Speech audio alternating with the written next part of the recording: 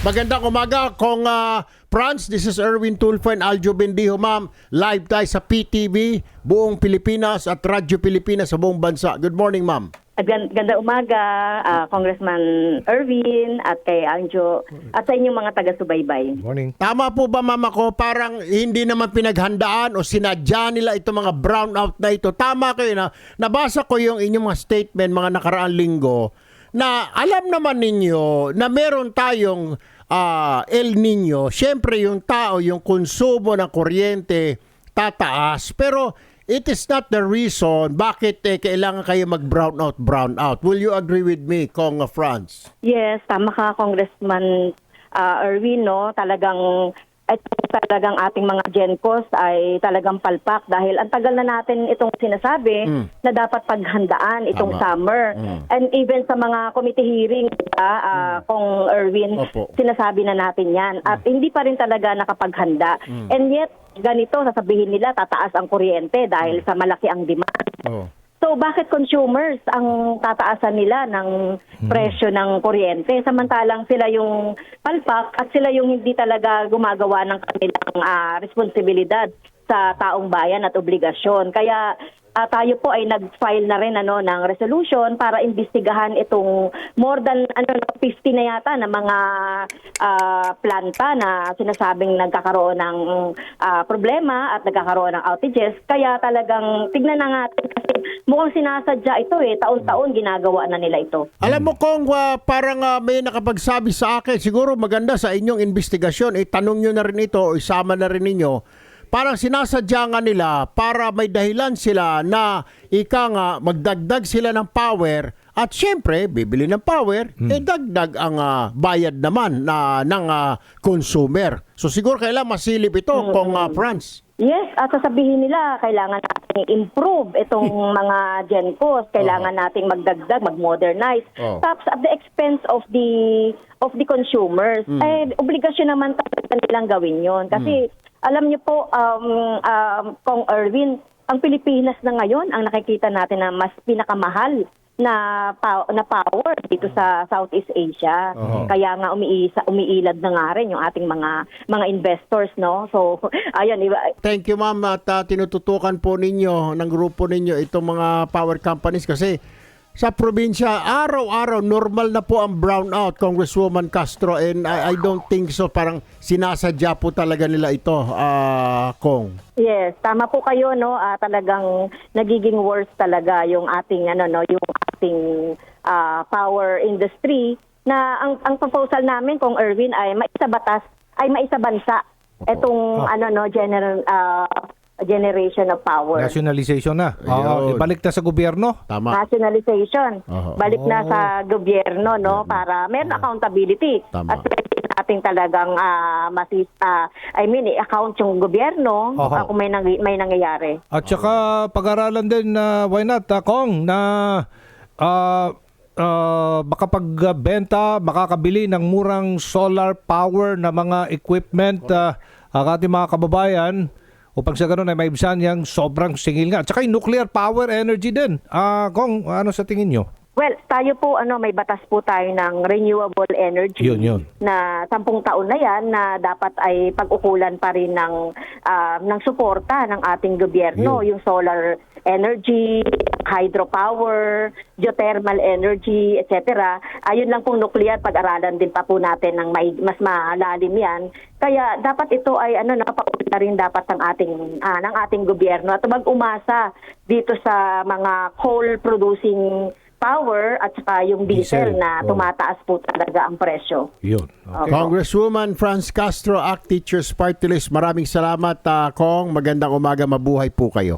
Parang hindi po pinaghandaan talaga ng mga power companies natin itong El Nino na ito. Kasi ang palusot lagi nila, masyadong overloaded yung aming kuan dahil sobrang init.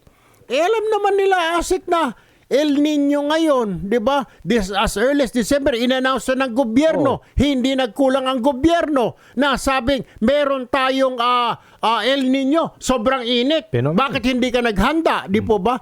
hindi pinaghandaan, Asik Marasigan. Kaya yung palusot nila na ay laging brownout kasi hindi naman namin kaya, kalokohan. I don't know if you guys at DOE will agree with me, Asik Marasigan. Maraming salamat po, Sir Erwin. No? Actually po, hindi pa po pumapasok ang taon. Last year pa po, at including early this year, naglabas na po ng mga kalatasan at advisory ang ating Department of Energy upang i-remind po yung ating lahat ng industry stakeholders sa electricity. Ang mga generators po, sinabihan natin na dapat sumunod sila dun sa grid operating and maintenance procedure natin kung saan po nakatakda po yung kung kailan sila magkakaroon ng kanilang preventive maintenance program. Ganon din po sa ating system operators, sinabi po natin na maghanda at ayusin ang mga linya ng kuryente para po kung dumating ang summer, kasama na po ang El Nino, naka-ready po para tumanggap ng mga bagong proyekto ang ating transmission facilities. At ang ating naman po mga distribution utilities, inabisuhan din po natin na maging handa para sa El Nino at Tag-init.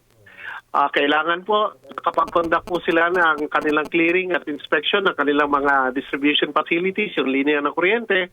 At pina-identify po natin sa kanila lahat ng vital and important facilities na dapat po hindi mawawala ng serbisyo ng kuryente. So maaga po tayong naglabas ng mga kalatas upang mabigyan po ng reminder ang mga ito. Meron bang nasunod doon sa isa, Asek? Nagawa Meron nila? naman po, pero Meron. sa hindi natin po inaasahang mga sitwasyon, nagkaroon po nga tayo ng mga planta na nagkaroon po ng outages under emergency. At sinasabi po nila, nagkaroon po ng sira yung kanilang mga planta.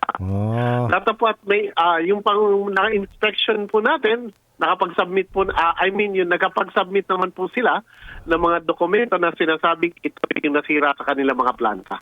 Oh, pero sir, do you buy that? Yung mga palusot nila kasi overloaded kami. Ilang pyesa. Asik Marasigan, pyesa, sumabog dahil sobrang gamit ng kuryente namin. I don't know.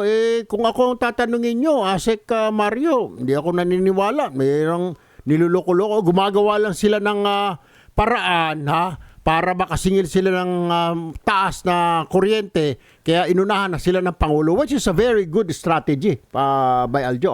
Tama. Ang Pangulo mismo nagsabi na he doesn't expect that na magkaroon ng power rate increase. Kayo din po yata dyan sa DOE, sir, hindi kayo naniniwala na now is the time na magtaas ng kuryente dahil yung demand ng power. Tama po ba, Asek Marasigan?